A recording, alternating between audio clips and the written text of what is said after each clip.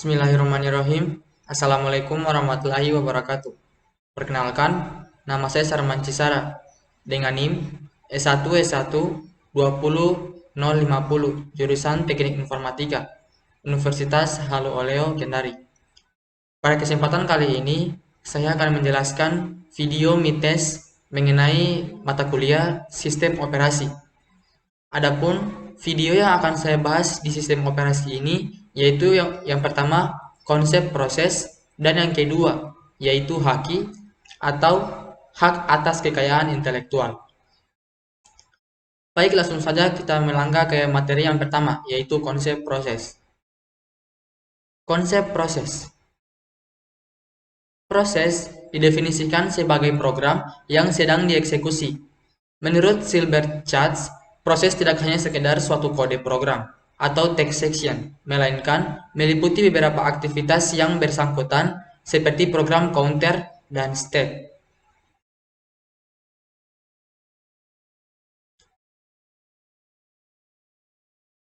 Dua atau lebih proses dapat dihubungkan oleh sebuah program yang sama, tetapi tetap saja proses tersebut akan dianggap dua atau lebih proses yang sekuensi atau urutan eksekusinya dilakukan secara terpisah. Sebagai contoh, beberapa pengguna dapat menjalankan salinan yang berbeda pada mail program ataupun pengguna yang sama dapat meminta salinan yang sama pula dari editor program. Pembentukan proses. Yang pertama yaitu sistem call atau create process, di mana pada proses ini sebuah proses yang dilalui untuk membentuk proses pada awalnya.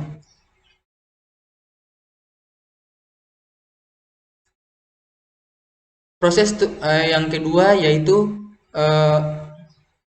proses induk atau parent proses, yaitu membagikan sumber daya kepada setiap proses turunannya. Jadi proses induk ini merupakan awal dari sebuah proses setelah di proses tersebut dibentuk, di mana pada proses induk tersebut ini akan membagikan proses-proses selanjutnya kepada proses di bawahnya atau yang dikenal sebagai proses turunan. Nah, yang ketiga yaitu proses turunan atau child process, yaitu dapat membuat proses baru sehingga dapat membentuk pohon proses. Jadi melalui proses turunan ini proses lagi dapat menjadi sebuah proses induk. Jadi ibaratnya dari pembentukan proses ini yaitu sistem call, proses induk dan proses turunan yaitu mengalami alur yang terus berkelanjutan atau bolak-balik sehingga terbentuklah kembali sebuah proses-proses yang baru. Selanjutnya yaitu terminasi proses. Yang pertama yaitu turunan melampaui pengguna sumber daya yang telah dialokasikan. Suatu proses diterminasi ketika proses tersebut telah selesai mengeksekusi perintah serta meminta sistem operasi untuk menghapus perintah tersebut dengan menggunakan sistem call exit. Suatu proses juga dapat diterminasi dengan sengaja oleh proses lain melalui sistem call abort.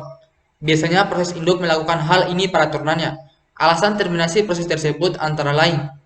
Yang pertama yaitu turunan melampaui penggunaan sumber daya yang telah dialokasikan. Maksudnya yaitu dalam keadaan ini proses induk perlu mempunyai mekanisme untuk memeriksa status turunannya terlebih dahulu. Yang kedua yaitu tas yang ditugaskan kepada turunan tidak lagi diperlukan. Maksudnya di sini yaitu di mana tas tersebut telah selesai dieksekusi. Oleh karena itu turunan tidak memerlukan lagi tas tersebut karena telah selesai dijalankan. Yang keempat yaitu proses induk telah selesai. Jika proses induk telah selesai, maka proses induk pula tidak akan menurunkan lagi proses-proses tersebut kepada proses turunannya sehingga terjadilah terminasi karena proses induk telah selesai menjalankan prosesnya.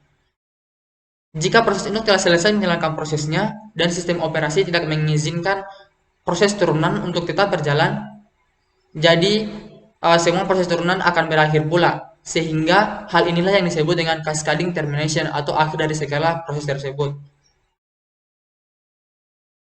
Status proses. Status proses yang pertama yaitu running. Running yaitu status yang dimiliki pada saat instruksi-instruksi dari sebuah proses dieksekusi. Atau maksudnya yaitu running ini di mana pada saat sebuah proses akan dijalankan. Selanjutnya yaitu waiting, status yang dimiliki pada saat proses menunggu suatu sebuah event seperti proses masukan atau input, masukan atau keluaran. Seperti namanya waiting, maka pada proses ini suatu proses akan menunggu terlebih dahulu, menunggu untuk sebuah input atau output dari proses tersebut. Yang selanjutnya yaitu ready. Ready yaitu status yang dimiliki pada saat proses siap untuk dieksekusi oleh prosesor. Pada saat ini suatu proses sudah siap untuk dieksekusi oleh prosesor. Selanjutnya yaitu new, status yang dimiliki pada saat proses baru saja dibuat. Dan yang terakhir yaitu terminated, yaitu status yang dimiliki pada saat proses telah selesai dieksekusi.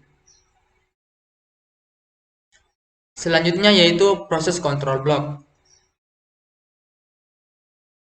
Setiap proses digambarkan dalam sistem operasi sebuah proses control block atau PCB, juga disebut sebagai control block. Sebuah PCB sebuah PCB berisikan banyak bagian dari informasi yang berhubungan dengan sebuah proses spesifik, termasuk hal-hal di bawah ini, yaitu status proses, program counter, CPU register, informasi manajemen memori, informasi pencatatan, informasi status masukan atau keluaran, dan PCB itu sendiri atau proses control block. Yang pertama yaitu status proses. Status proses di sini mungkin dapat berupa seperti yang tadi yang telah dijelaskan tadi, seperti yaitu new running, new ready, running, waiting, terminated, waiting, halted, dan masih banyak lagi yang lainnya. Yang kedua yaitu program counter. Program counter. Program counter adalah suatu stack yang berisi alamat dari instruksi selanjutnya untuk dieksekusi pada proses ini. Selanjutnya yaitu CPU, ada CPU register. CPU register bervariasi dalam jumlah dan jenis, tergantung pada rancangan komputer itu sendiri. Register tersebut termasuk akumulator, register index, stack pointer, general purpose register, ditambah dengan kode information pada kondisi apapun. Selanjutnya ada informasi manajemen memori, di mana informasi manajemen memori ini termasuk suatu informasi yang memungkinkan proses tersebut dapat berjalan atau yang memungkinkan proses sebagai nilai dari dasar dan batas register. Jadi pada informasi manajemen memori ini kita dapat melihat dari kapasitas register itu sendiri. Selanjutnya ada informasi pencatatan. Informasi ini termasuk jumlah CPU dan waktu real yang digunakan, yaitu batas waktu, jumlah akun, jumlah job atau proses, serta dan banyak lagi lainnya. Selanjutnya yaitu informasi status masukan atau keluaran, di mana informasi ini termasuk daftar dari perangkat masukan atau keluaran yang digunakan pada proses ini, suatu daftar-daftar berkas yang sedang diakses. Jadi informasi status masukan dan keluaran ini seperti adapun perangkat masukan dan keluaran yaitu seperti keyboard, printer, monitor, dan lain-lain. Dan yang terakhir yaitu PCB. Jadi sebenarnya PCB ini berfungsi sebagai tempat menyimpan informasi yang dapat bervariasi dan dari proses yang satu dengan proses yang lainnya. Jadi di PCB inilah semua proses saling berinteraksi satu sama lain, di mana dalam PCB ini terdapat berbagai jenis proses yang akan dieksekusi. Hierarki proses. Sistem operasi yang mendukung konsep proses harus menyediakan beberapa cara untuk membuat seluruh proses yang dibutuhkan. Pada sistem yang simpel atau sederhana, atau sistem yang didesain untuk menjalankan aplikasi sederhana. sangat mungkin untuk mendapatkan seluruh proses yang akan dibutuhkan itu, yang terjadi pada waktu sistem dimulai tersebut. Hierarki proses biasanya tidak sangat deep atau dalam atau lebih dari 3 tingkatan adalah tidak wajar, di mana hierarki berkas umumnya 4 atau 5. Pemilikan dan perlindungan juga membedakan antara proses dan berkas-berkas lainnya. Biasanya hanya sebuah parent atau orang tua proses dapat parent atau induk atau orang tua proses dapat mengontrol atau bahkan mengakses sebuah proses anak atau turunannya. Tapi mekanismenya adalah proses membolehkan berkas-berkas dan direktori dibaca oleh a wider group uh, uh, a wider group daripada hanya owner.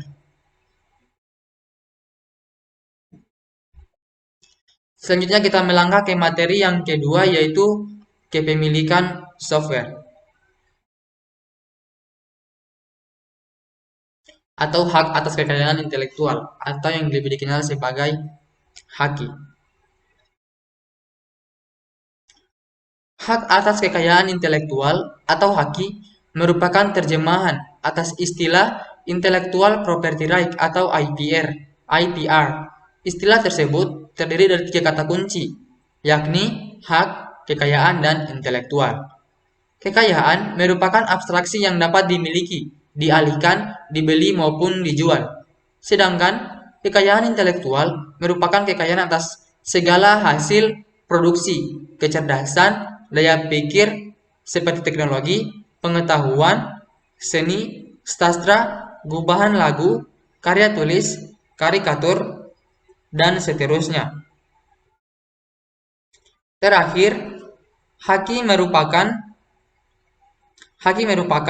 hak-hak atau wewenang atau kekuasaan untuk berbuat sesuatu atas kekayaan intelektual tersebut yang diatur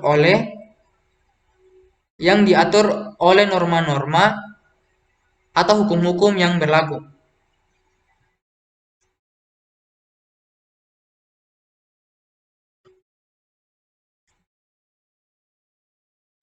Selanjutnya yaitu aneka ragam haki atau macam-macam haki.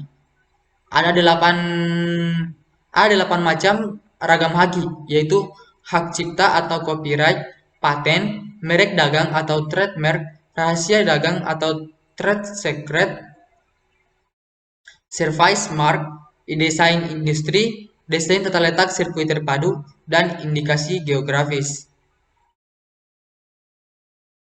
Yang pertama yaitu hak cipta atau copyright. Hak cipta adalah hak eksklusif bagi pencipta atau penerima hak untuk mengumumkan atau memperbanyak ciptaannya atau memberikan izin untuk itu dengan tidak mengurangi pembatasan-pembatasan menurut peraturan perundang-undangan yang berlaku. Yang kedua yaitu paten.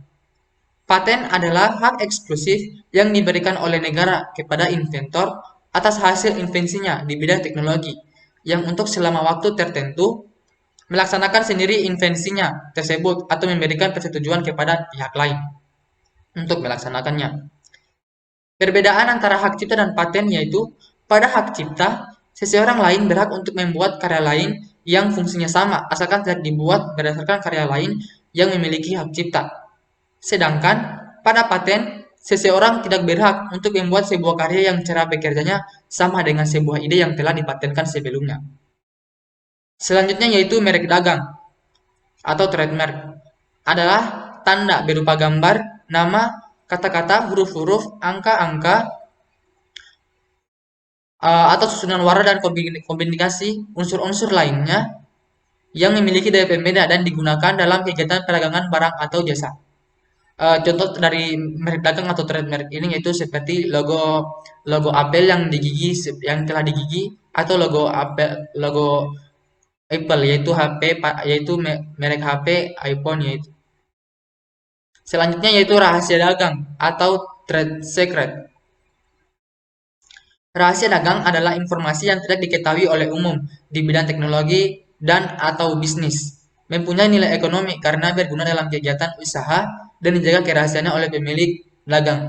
Contoh dari trade secret ini atau rahasia dagang yaitu seperti rahasia dan formula dari suatu barang yang dari suatu makanan seperti misalnya rahasia dagang eh, dari McDonald's dan rahasia dagang dari rahasia atau formula dari sebuah parfum.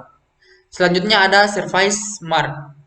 Adalah kata, frase, logo, simbol, warna, suara, bau yang digunakan oleh sebuah bisnis untuk mengidentifikasi sebuah layanan dan membedakan dari kompetitornya. Sebagai contoh yaitu Pegadaian, menyelesaikan masalah tanpa masalah. Selanjutnya ada desain industri. Adalah suatu kreasi tentang bentuk, konfigurasi, atau komposisi garis atau warna, atau garis dan warna, dan gabungannya daripadanya untuk membentuk tiga dimensi yang memberikan kesan estetis pada suatu barang atau jasa tersebut. Jadi tujuannya desain industri ini yaitu untuk mendesain suatu karya menjadi lebih estetis atau menjadi lebih indah sehingga memiliki nilai jual yang lebih tinggi pula. Selanjutnya ada desain tata letak sirkuit terpadu. Berdasarkan Pasal 1 Undang-Undang Nomor 32 Tahun 2000 tentang desain tata letak sirkuit terpadu. Pada ayat 1, sirkuit terpadu adalah suatu produk dalam bentuk jadi atau setengah jadi, yang di dalamnya terdapat berbagai elemen dan sekurang-kurangnya satu dari elemen tersebut adalah elemen yang aktif, yang sebagian atau seluruhnya saling berkaitan serta dibentuk secara terpadu di dalam sebuah bahan semikonduktor yang dimasukkan untuk menghasilkan fungsi elektronik. Selanjutnya ada indikasi geografis. Indikasi geografis ini melindungi sebagai suatu tanda yang menunjukkan daerah asal suatu barang karena faktor lingkungan geografis termasuk faktor alam, faktor manusia atau kombinasi dari kedua faktor tersebut yang memberikan ciri dan kualitas barang atau jasa tersebut. Selanjutnya ada jenis lisensi atau haki perangkat lunak. Haki perangkat lunak di Indonesia sendiri, haki perangkat lunak termasuk dalam kategori hak cipta atau copyright. Beberapa negara mengizinkan pematenan perangkat lunak. Banyak pihak tidak setuju terhadap paten perangkat lunak karena sangat merugikan industri perangkat lunak. Sebuah paten berlaku di sebuah negara. Jika sebuah perusahaan ingin patennya berlaku di negara lain, maka perusahaan tersebut harus mendaftarkan patenannya dari negara lain tersebut pula. Yang pertama adalah perangkat lunak berpemilik. Perangkat lunak berpemilik atau propriety ialah perangkat lunak yang tidak bebas ataupun semi bebas. Selanjutnya ada perangkat komersial.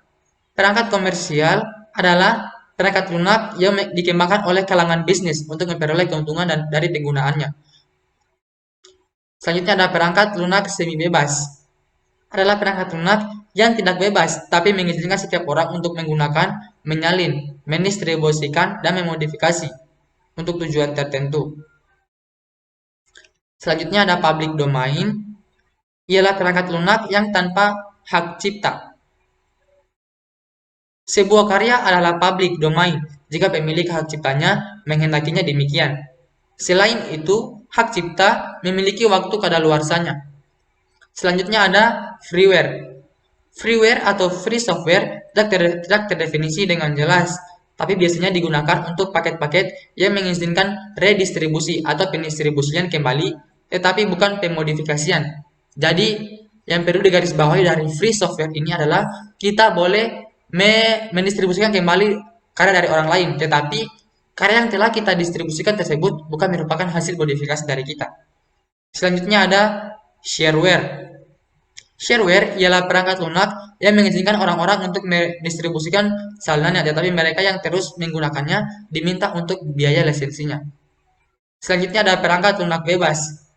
Ialah perangkat lunak yang mengizinkan siapapun untuk menggunakan, menyalin, dan mendistribusikan, baik dimodifikasi ataupun tidak, secara gratis ataupun dengan biaya. Selanjutnya yaitu copylefted atau non-copylefted.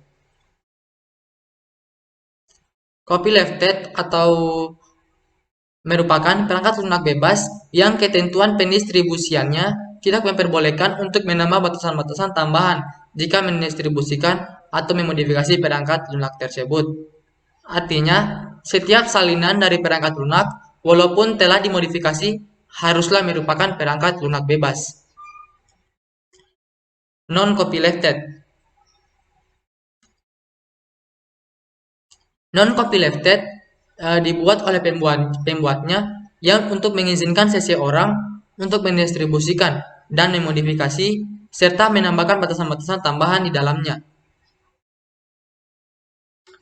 Selanjutnya yaitu perangkat lunak kode terbuka atau open source software. Pada intinya adalah membuka kode sumber atau source code dari sebuah perangkat lunak. Konsep ini terasa aneh pada awalnya, dikarenakan sumber kode atau kode sumber merupakan kunci dari sebuah perangkat lunak dapat diketahui logikanya oleh penggunanya. Selanjutnya yaitu GNU General Public License atau GNU atau GPL. Merupakan sebuah kumpulan ketentuan pendistribusian tertentu untuk mengcopylefkan sebuah program. Proyek GNU menggunakan sebuah perjanjian distribusi untuk sebagian besar perangkat lunak GNU. Selanjutnya yaitu ancaman dan tantangan haki ke depannya. Yang pertama yaitu perangkat keras rahasia. Para pembuat perangkat keras cenderung untuk menjaga kerahasiaan spesifikasi perangkat mereka. Ini menyulitkan penulisan driver bebas agar Linux dan X-Free86 dapat mendukung perangkat keras tersebut. Walaupun kita telah memiliki sistem bebas yang lengkap pada dewasa saat ini, namun di masa yang akan datang, jika kita tidak dapat mendukung komputer yang akan datang pula. Dengan kata lain, bisa saja di masa yang akan datang nanti spesifikasi dari perangkat tidak mendukung dari haki itu sendiri ke depannya. Selanjutnya yaitu pustaka tidak bebas. Pustaka tidak bebas yang berjalan pada perangkat lunak bebas dapat menjadi perangkap bagi pengembang perangkat lunak bebas. Yaitu, fitur menarik dari pustaka bebas merupakan umpan. Jika kita atau Anda menggunakannya, kita akan terperangkap karena program Anda tidak akan menjadi bagian yang bermanfaat bagi sistem operasi bebas. Lebih parah lagi, jika program tersebut menjadi terkenal, tentunya akan menyebabkan lebih banyak lagi para pemrogram. Selanjutnya ada paten dari perangkat lunak. Ancaman terburuk yang perlu berasal dari paten perangkat lunak yang dapat berakibat pematasan pada fitur-fitur perangkat lunak bebas itu sendiri. Seperti contoh yaitu pada tahun 1998 yang lalu, sebuah program bebas yang menghasilkan suara MP3 terkompresi terpaksa dihapus dari distro akibat ancaman penutupan patennya. Dan yang terakhir yaitu ada dokumentasi bebas. Dokumentasi bebas merupakan masalah yang paling serius yang dihadapi oleh masyarakat perangkat lunak bebas saat ini, yaitu setiap orang memodifikasi perangkat lunak bebas tersebut, mereka mendokumentasikannya secara bebas atau melanggar peraturan-peraturan yang telah ditetapkan sebelumnya.